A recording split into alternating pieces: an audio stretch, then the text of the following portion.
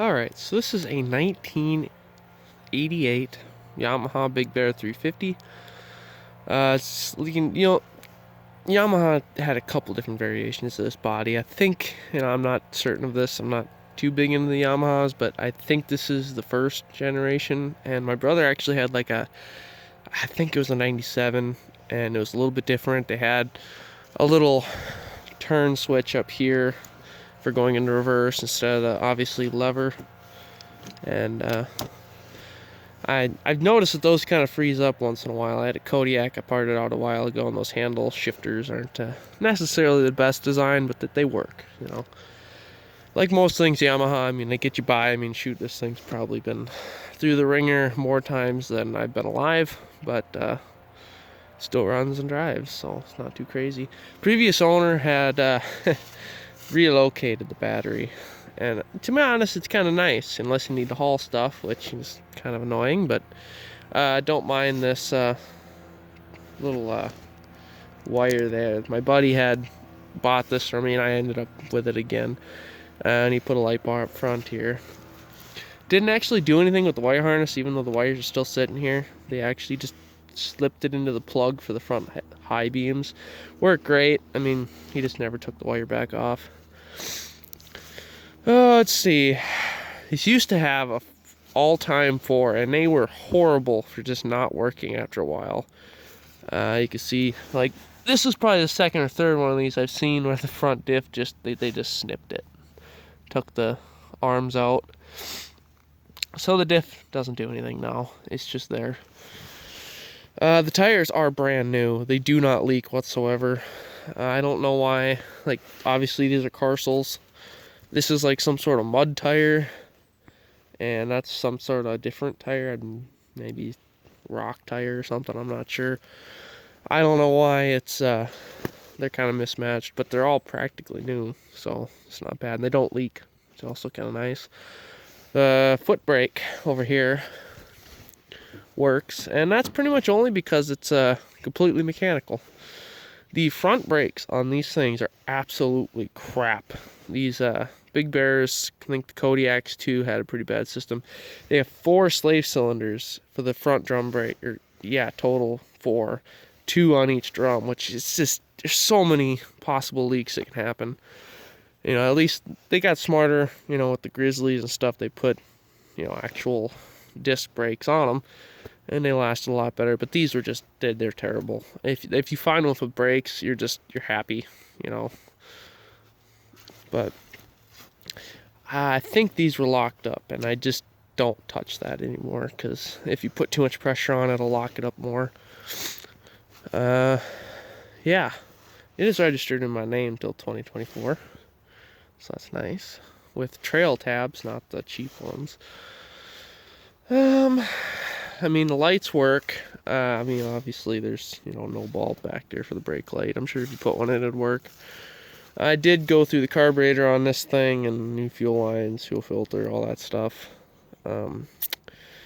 Even though the thing smokes absolutely there's only a few that I've seen that are really this bad. I had an old Honda 3-wheeler that smoked this bad.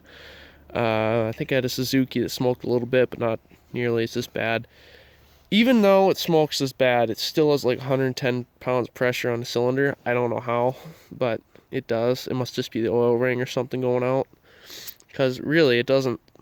It runs and drives fine. It just smokes. So I'll start it up for you. Yeah, it fires right up. It's really not that loud either. It's kind of nice.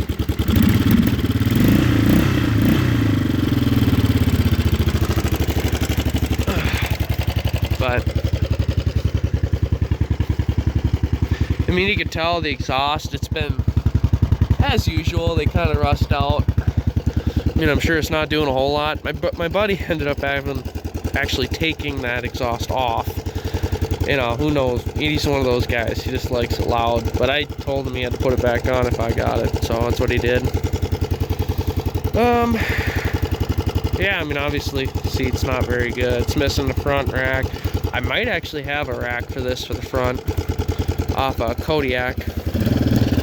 So, anyway, I'm gonna run it around.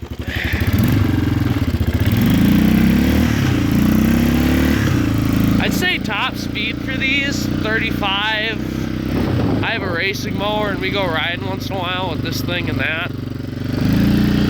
And I always notice that the racing mower takes this thing on the road, no problem. And that thing has a top speed around 40, 42, something like that.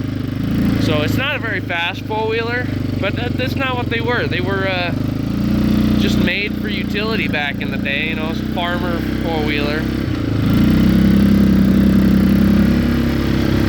They never really were meant for trails. I mean, you could take them on the trail, but especially this generation in 80s, that's just not what they were for.